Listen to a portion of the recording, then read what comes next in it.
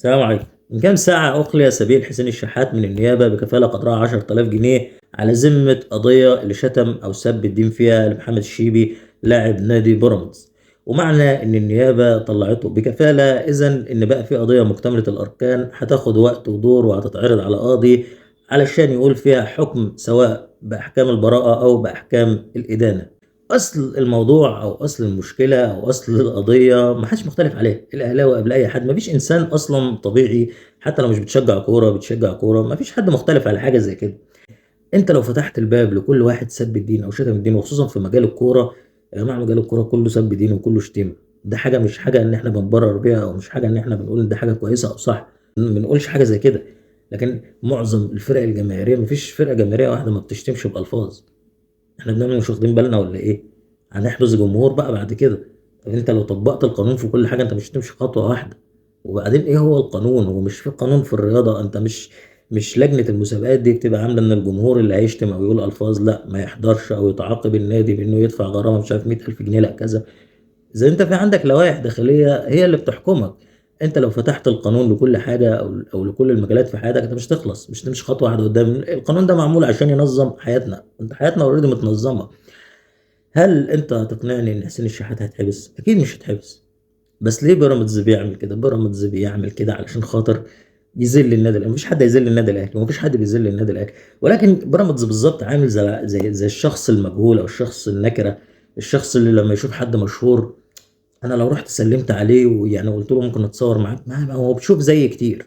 ما انا زي اي حد بالنسبه له، يعني ما هو بيشوف في اليوم يجي 500 واحد بالطريقه دي. لكن لما اشوفه واقول له واشتمه، معنى ان انا شتمته اذا انا علقت معاه يا اما هيرد عليا يا اما هيتخانق معايا، المهم ان انا اثرت في معاه. فده تفكير في حد ذاته تفكير مريض. ده التفكير اللي بيعمله بيراميدز. ده التفكير اللي بيفكر فيه بيراميدز من ناحيه النادي الاهلي. هو مش عايز يبقى كويس عشان عايز يبقى كويس، هو مش عايز ياخد بطولات عشان عايز يبقى ياخد بطولات. هو عايز ياخد بطوله في افريقيا او في اي مكان عشان يقول للنادي الاهلي شفت الطموح اللي انت كنت بتتريق عليه. نادي أنشئ من بدايته علشان خاطر يضايق النادي الأهلي، عشان خاطر يعطل مسيرة النادي الأهلي، ياخد لعيبة من لعيبة النادي الأهلي، ياخد اللعيبة اللي النادي الأهلي عايز يشتريها. أكتر نادي بيدفع فلوس في مصر، يعني أكتر عايز يبقى أفضل حاجة أو أعظم حاجة في مصر في وجود النادي الأهلي، وده مستحيل هيحصل. طب هو عايز يعمل كل ده عشان خاطر يضايق النادي الأهلي. طب هل النادي الأهلي هيتأثر بحاجة زي كده؟ احنا ما خدناش 3 بطولات أفريقيا غير بعد ما نادي بيراميدز اتعمل. يعني احنا من 2013 ما خدناش بطولة افريقيا غير بعد ما بيراميدز طلع. فيا ريت كانوا يتم جميلهم ويطلعوا من بعد 2013، كان زماننا بناخد بطولات افريقيا كتير. والله بجد. انا اللي افهمه ان شخص شتم شخص. انا لو حد شتمني بعد ما شتمتني ب5 دقايق انا متضايق وعايز اضربك وعايز يعني مش عايز اسيبك في حالك. بعد 10 دقايق، بعد يوم، هديت شويه، بعد سنه اكيد نسيتك اصلا او نسيت اللي حصل. ممكن لو شفتك في الشارع اسلم عليك مش فاكر اللي حصل، مش فاكر انك شتمتني. تخيل النادي بقاله 4 سنين انشئ مخصوص عشان خاطر يضايق النادي الاهلي، او يبقى يعني يبقى عقبه او زي ما بيقولوا كده لقمه في الزور بالنسبه للنادي الاهلي. وما نسيش لحد النهارده ايه كميه الحقد والغل دي.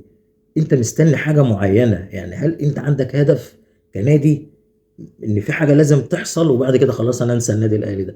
في ايجو او في حاجه جواك كده عايزه تتكسر؟ تفكير في حد ذاته تفكير مريض. من ناحيه حسين الشحات، حسين الشحات مش هيتحبس. النادي الاهلي هيتذل؟ عمره ما هيتذل. لا لا لا لا اتخلق ولا يعني ما حصلتش ولا هتحصل. فايه الفكره يا جماعه؟ يعني ايه الفكره؟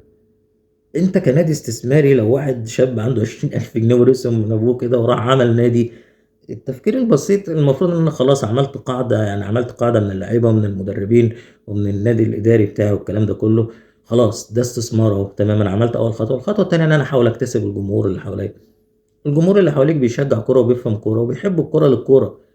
النادي الاهلي يا سيدي يعمل لك يعني لما يجي ماتش بيراميدز، على فكره احنا هنقدر الكوره الحلوه، نقول لك النادي ده نادي قوي، خلي بالك يا اهلي ده نادي تقيل، ده زي ما بنعمل مع الترجي ومع الوداد ومع اي فرقه. اه بنحب فريقنا، بس انت بتقدر الفرقه اللي قدامك. اكسب، خليك مستثمر بجد، مستثمر بعقل، مستثمر صح. انما ايه الاستثمار في ان انت تكره جمهور مصر فيك؟ هو هل انت فاكر ان انت ده احترام ليك؟ يعني النادي الاهلي هيبقى كده بيحترمك او الناس بتحترمك انك بتاخد حقك وبتاع وكلام زي كده، والناس بتبص لك على انك تافه؟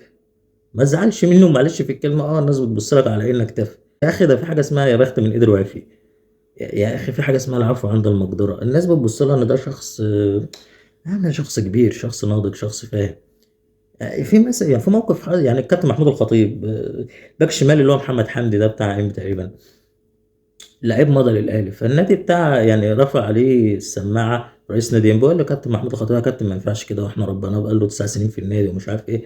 كابتن محمود الخطيب قال له خد يا عم العقد اللي انت مضيت عليها اهي، وهشتريك من النادي بتاعك. يعني في حاجه اسمها تعامل الكبار. نادي بيراميدز، هل انت بتتعامل كنادي كبير؟ انت بتتعامل طفل اللي بيعيط وبيشبط في الحاجه، طفل. الناس بصلك على انك طفل. الاحترام مش ان انا احترمك وانت واقف أو بحترمك عشان مصلحه. انا ممكن احترمك دلوقتي، نحن نشكر اداره بيراميدز على تفهمها غضب اللاعب ومش عارف ايه، وبنشكرهم على حسن تعاونهم وكده. ده مش احترام على فكره. لو انت مستني ان ده يحصل من الاهلي وانت كده بيتهيألك ان ده اعتذار وحاجه تكبرك وتفخمك، لا. اللي يكبرك واللي يفخمك ان الناس تحترمك في غيابك مش في وجودك بس. كبروا دماغكم ووسعوا مدارككم، وانتوا نادي المفروض مستثمر ونادي بتاع فلوس ونادي بتعرفوا تفكروا وبتعرفوا اول الحاجة واخرها. لو دي دماغ حد مستثمر فيعني عليه العوض والله يعني. بس. وشكرا.